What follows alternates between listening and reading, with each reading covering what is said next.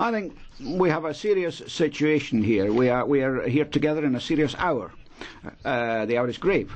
First of all, Mr Orban, yes, you are known to the people of Europe as a fighter against the communist regime for the freedom of your country, and we respect that. Yesterday afternoon we could have been speaking about a different man, one that the Hungarians could have been proud of as well.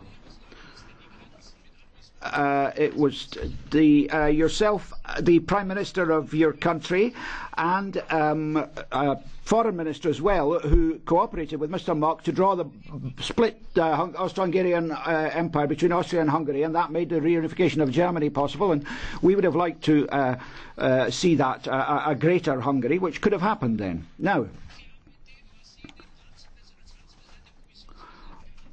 your answers and those of the President, Commission and of Council, in fact, recognise something. If your Media Act is not compatible with European standards, you're willing to change it. That is a good thing.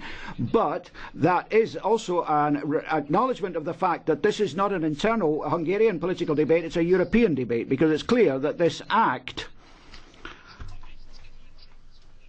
is all about the European Union and its fundamental values and the fact that it is a community of law. Let me mention three fundamental aspects of it. It sets up a media council that is supposed to make sure that only balanced reporting takes place in the media. It has to be balanced. It's a legal requirement. You have a two-thirds majority in Parliament. That's perfectly legitimate. And with that, you have organised the Media Council that it contains only members of your party and the government or people close to them. So it is unilateral, and it is charged with determining what is balanced reporting and what isn't. Now, that is not in line with the rule of law as we understand it in Europe, the European community of law. In a democracy, Mr Orban, it is the media that scrutinise power. What you're doing is the power, the government, that is scrutinising the media, and that's not right. We, as Europeans, that are concerned about it, and that is why. Look, you are right to point out that we have a lot of problems to resolve. We've had a big financial market crisis. We still have. We have to resolve our budget issues. Another problem, the rising prices of foodstuffs, especially in the regions close to us, our neighbouring regions, are another problem we have to tackle. And it's a problem here in Europe as well, and these are all problems we have to tackle soon. We have to think about employment in our countries, and when I read your programme, I see there's an awful lot of things in there that we can certainly cooperate on. And there you are a true representative of the European People's Party. Just like the President of France, when he was President of Council, he spoke as a man of the left here, but he acted as a man of the right back home in France. Now, if you're going to do things the way you say you are, that is a good thing, and that is why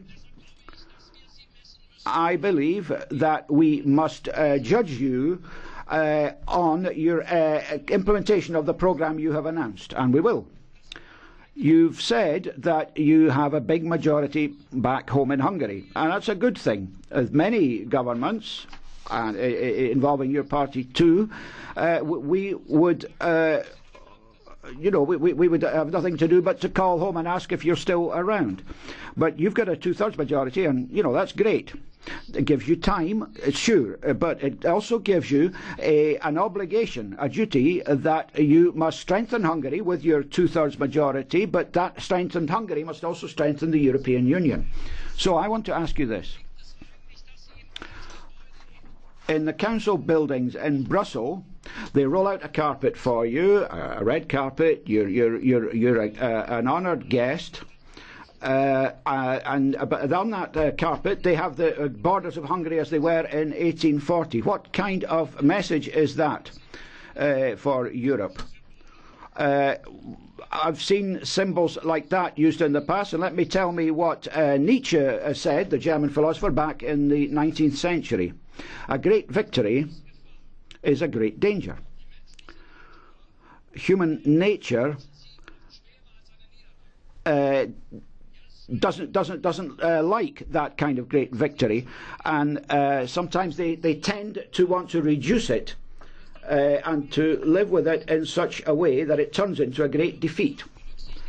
So I'd like to point out to you that a big majority brings with it great responsibility and duties, and I'm saying this to the President in Office of Council of the European Union, not you as Prime Minister, and in that capacity as President in Office of Council, you have to do everything you can to show that you are willing at all times to defend the democratic values that underpin Europe, and to refuse any partisan action.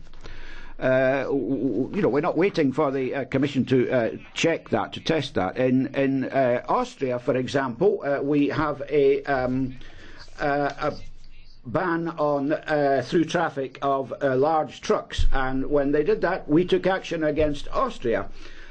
Now we see a basic democratic value of the European society, the European Union, being threatened, and we're not doing anything. So please make sure that you check it, you test it, and that we get the results very soon.